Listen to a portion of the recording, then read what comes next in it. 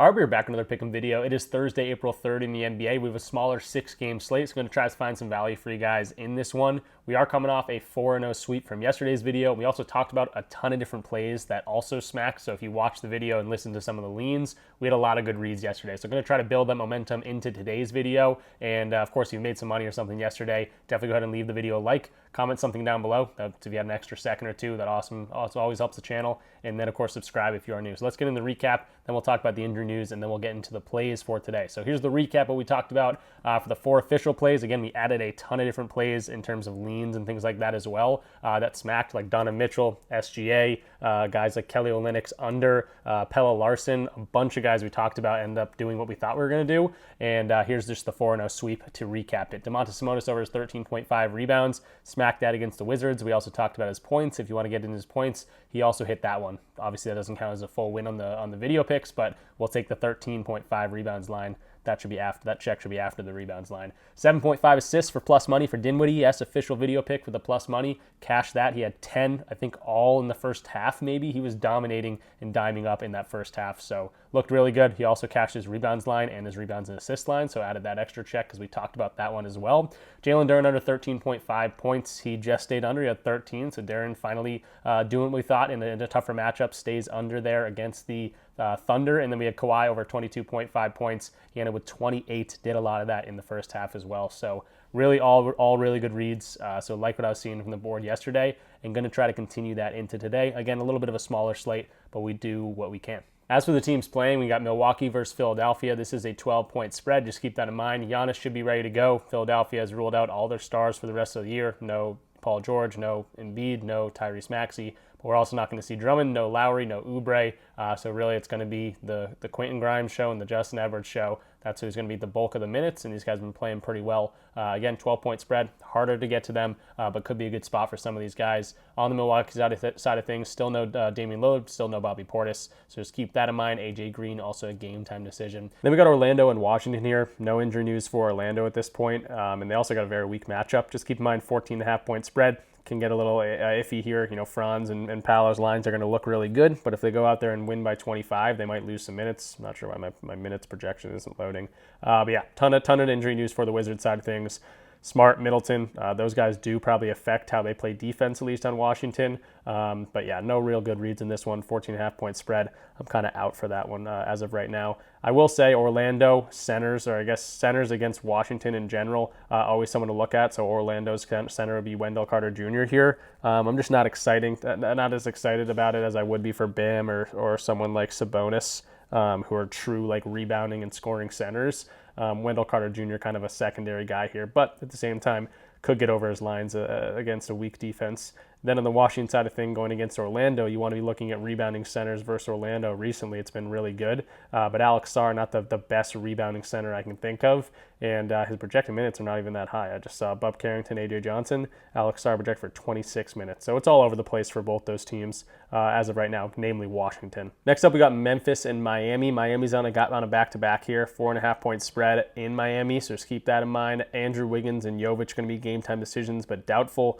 Duncan Robinson, Kevin Love, game-time decisions, true game-time decisions. On the other side of things, for Memphis, Vince Williams is going to be a game-time decision, he's going to be out for this one. So here's the projected minutes for them. Bane, John Morant, Jaren Jackson. I think they're still looking for their first win with that new coaching staff after firing their coaches, but it's not an amazing matchup here for a guy like John Morant. So we could see like a Jaren Jackson Jr. or maybe a Desmond Bane play a little bit better here. And again, Miami on a back-to-back. We'll see if they can keep up with Memphis as a much faster-paced team. Minnesota and Brooklyn, the only guy out for Minnesota is going to be Shannon. They are on the road. This is a 13-point spread in favor of Minnesota. Again, blowout potential in this one. For the Brooklyn Nets, though, D'Angelo Russell is going to be probable tag. Jalen Wilson is going to be a game-time decision. No Johnson, no Sharp, no Williams for them. So we've seen this movie before. A couple of these guys seem to always miss the games. And then no one projected for more than 30 minutes in a blowout situation. Could potentially be some under situations for some Brooklyn guys. We'll see what ends up happening. And on the Minnesota side of things, again, they should be healthy and ready to go. Here's the projected minutes for them. Gobert's been getting a ton of minutes here. Not a bad matchup to kind of abuse down low against Nicholas Claxton. But we'll see what happens going on. Again, 13-point spread. It is a big one. Then we got Portland and Toronto. Bunch of injury news for these guys. Anthony Simon's going to be a game-time decision. Jeremy Grant, doubtful. Ayton, Henderson, Rob Will all out for Portland. It's really the Shaden Sharp and the Denny Advia show. Tumani Kamara will also get the minutes if it's going to be a close one. 4.5-point spread as of right now. Toronto's kind of tanking. They got a bunch of guys out, but no one projected more than 28 minutes now, so they're really spreading the wealth. Scotty Barnes is going to be a game-time decision. Why would he play? I don't know. Grady Dick going to be out. Brandon Ingram going to be out. Jakob Poeltl quickly all out for this team. So just keep that in mind. You know, it is a 4.5-point spread. Toronto's not going to be playing many people much minutes, but they're going to be playing most of their guys. So we'll see a lot of them in action. It's hard to get to your overs when you're not going to be playing over 28 minutes for a lot of these dudes, though. Last game, we got Golden State versus Los Angeles Lakers. We got a 1.5-point spread in favor of LA. This is also in LA. We should have everyone ready to go on both teams. Kuminga is a game-time decision. I guess Gary Payton's out for the Washington Golden State Warriors, and then LeBron, obviously always a probable tag, but he should be ready to go in this one. Obviously, the most enticing game on the schedule. That's the most fun one. A lot of storylines between the two teams. And obviously LeBron versus Steph Curry is always a fun one, so it should be good. 1.5-point spread, definitely some value in that one. All right, so jumping into some actual plays here, we're going to be using a tool called Props Madness like we always do. If you want to check it out, use my link in the description down below. You get a free week trial using code RICH. You also get 25% off your first month or your first year. And again, you're going to see how powerful this tool is. Brook Lopez, perfect example of how we can use the tool to our advantage here. I'm going to be looking at his points and rebounds here. Now, as first looking at his points, he's been scoring extremely well. You can see where he shoots a lot of these shots. He's going up against his Philadelphia 76ers. Above the break threes, 40% of his shots, 26th ranked there. Right at the rim, 33% of his shots, 29th ranked there. All these other places, he doesn't even shoot there. Number 1 ranked there, 15% of his shots. Number 3 ranked right in here, only 6% of his shots. He doesn't shoot much in the corners, but the spot up and pick and roll big man, they're very weak to that. 22nd ranked and 28th ranked. You can see similar types of players here as well. A lot of them going over their lines, 69% of them, 9 of the last 13 guys. Now you also see Brook Lopez himself did go over the last time he was here, but he's got a lot more offensive pressure on himself just because no Damian Lillard, no Bobby Portis. He's been getting a lot of shots up, and the Milwaukee Bucks need it. They need to win these games.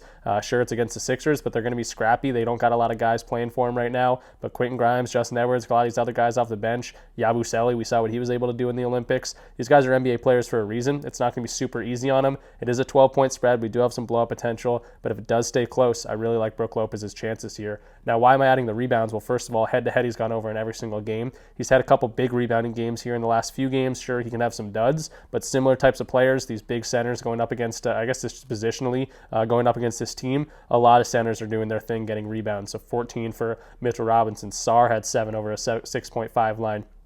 Missy at 9 over 8.5 line. Okongwu, sure, he missed, but we got Miles Turner. So even some of these guys that aren't big-time rebounding centers are being able to get some rebounds here. So points and rebounds is my favorite line. 20.5 is where I'm finding it for decent value, at plus money on Bovada, but for like DraftKings, minus 105. Looks like FanDuel's got it minus 106. So definitely some decent value on this play. But really like what I'm seeing, you can see games without Damian Lillard and Bobby Portis. This is what we got going on over in 6 of 9 games. Definitely had some duds in here. They lost a lot of these games. They won this game by 29. Again, he got pretty close, 18. But a lot of these games absolutely crushing this thing out of the park. So literally perfect matchup. The way he scores, where he's shooting, similar types of players for both points and rebounds. Love what I'm seeing here from Brook. Next guy I like is going to be Tumani Kamara for the Raptors. Expected for a whole lot of minutes here, and you can see what he's been doing lately. I am just going to get to his points. You can definitely go to his threes because the hit rate on that's been great recently as well. But he's got a great matchup to score here. He's got a good head-to-head data to go off of, 35 minutes in a game. That was without Grant. That was without Ayton. That was without Rob Will. That's what we're expected to have today. He had 21 points, had 5 threes in that game, shot 8 of 16, a lot of volume in there. So hopefully something similar to that. You can see how he gets his scoring, spot-up transition in the paint. They ranked 23rd defensively. Similar types of players creeping over their lines a decent amount, 53% of them. So I do like to see that. The main thing I'm going to point out here is, though, probably no Jeremy Grant, no Ayton, and no Rob Will. In games we're seeing that over in 68% of them. Then you look at the few games that he has missed. Well, against the Warriors, very, very good at locking in the paint. Same thing with the Kings, very good defensively in that restricted area. This Raptors team is defensively ranked 23rd in that restricted area defense. 41% of his shots coming right at the rim. Take out those top 10 teams, we're looking at an 80% hit rate, and he's cruising over this 12.5 line in a lot of those. So 12.5 points, you can find this at pretty good value at a lot of different places, minus 125, available on the DFS platforms as well. So Tumani Kamara, over 12.5 points, like what I'm seeing there. You could mess around with some threes as well, but honestly, I kind of just like the points line altogether because I like the damage he might be able to do down low. So whole bunch of time. Hopefully he gets the time on the court. And with all the injuries piling up, 12.5 looking pretty good for our boy Tumani. Next I want to talk about here is going to be the Swedish swish again, Pelle Larsson. We went to him the last 2 games. We went for the Wizards, we went to him the Celtics. We're going to him again. It did bounce up to 11.5. We saw it at 8.5 the last 2 games, but getting a big boost for a good reason. He is on a back-to-back, but he's projected for 30 minutes here. I don't think a back-to-back is going to hurt the young rook here. I think he's got young legs, should be ready to go. And you can see his matchup he got going on: spot up, transition, free throws. However he gets his points, this Memphis team is pretty good at giving him up. And obviously this hit rate doesn't look great, but he's projected for 30 minutes in this one. So going to games that he's playing 25 plus. We've done this the last 2 videos talking about Pelle Larsson. Over an 6 of 7 now. He did miss against the Clippers because they boosted this line up from 8.5 all the way up to 11.5. I still like what I'm seeing here in terms of hit rate, especially considering the fact that we got a great matchup for him to score the ball. So haven't seen the Memphis Grizzlies just yet, but he did it against the Wizards, against the Mavs, did it against the Celtics, did go over his points line against the Clippers, but again, now it's boosted up a little bit more. He's just getting a lot of time on the court. Jaime Jaquez did something wrong to the coach, and he's not getting much time. So Pelle Larsson, the rookie, stepping in, playing very well, playing very efficiently, and he's got a great matchup to score the ball. So you could talk about some assists and rebounding potential. Maybe the assist here, you can see the way he gets his assists if you want to, but I'm just going to stick to his points. That's been my bread and butter, and we're going to go with it one more time. Pelle Larsson over his points. And I think that is going to do it for this one. I looked at the other games, not liking anything really. I do like this Warriors and Lakers game for me to watch, but honestly, I was looking at Luka. His points line looks pretty good to me. It's a tougher matchup, pick and roll ball handling, but he's able to do it against really tough teams anyway. So someone's going to score the points. A lot of these guys play really well against each other. So like Luka against the Warriors, he scored 31 and 45 this season. You can see LeBron also had really good scoring games without Luka. This is 31, 25, and 42 all over his points lines. Reeves, another guy, over in 2 of the 3 games over his points line. So a lot of the stars play really well against this team. You can see Curry had 2 big games against him in 1 dud. So I looked at like all their different matchups, how they score the ball. None of them look particularly amazing for me, but I do think a lot of these guys could end up going over their lines. This is going to be played in LA. I just don't know who it's going to be yet. So I could guess and say, hey, I think LeBron's going to go over his line today. I think Luka's going to go over his line today. Luka's the guy that's been a little bit more consistent. His line's obviously going to be the highest, but 27.5, maybe a lean in this instance. Steph obviously coming off that huge game, but I don't like the pick and roll ball handling defense that the Lakers have. It's a pretty good one, and even in games with Jimmy Butler, in a pick and roll defense that's pretty good. You can see top 10 pick and roll defense. There's like top 15 or something. He's only over in 2 of 10 games, so he's coming off a good game. He's had some good games against the Lakers. I just don't have an amazing read here, and I don't want to force anything. So with that said, we had 3 official plays in this one. Here's the quick recap. Brook Lopez over his 20.5 points and rebounds. Tumani Kamara over 12.5 points. And Pelle Larsson over the 11.5 points. We talked a little bit about that Lakers game, but I don't like anything right now that's jumping off the page. If I see some value on some points lines for some of those main guys, I'll probably jump on it because I think a lot of guys could be in some good spots to score today, but I didn't love their matchups on paper. I just think it's kind of a storyline one, and both these guys are playing for playoff positioning and things like that. So that will do it for this one. If you guys enjoyed it, it's a shorter video, definitely a smaller slate as well. So if you enjoyed it, go ahead and hit that like button. Jeez, I can't talk either. Go ahead and hit that like button. Comment something down below. Usually we go deep dive into a lot of the games. Just didn't have the time today, so when I don't have the time, I just go over my favorite plays, and those are going to be the ones that we just went over today. So I'll see you guys in the next one. If you want to check out my Discord community and check out all the plays that I'm posting for the day and just a bunch of like-minded people in the same spot, go ahead and check out the link in the description down below. Plenty of different ways to get in for free. It's all described in the description down below. Essentially, you just got to sign up for PrizePicks, Underdog, Sleeper, Parlay Play, any of those different platforms using my code, and get a screenshot, send it to me in the free part of the Discord. Say, hey, I use your code. Can I get in for a free month? And I'll go ahead and do that for you. So that will do it for me. Thanks for watching. I'll see you guys in the next one. Peace out.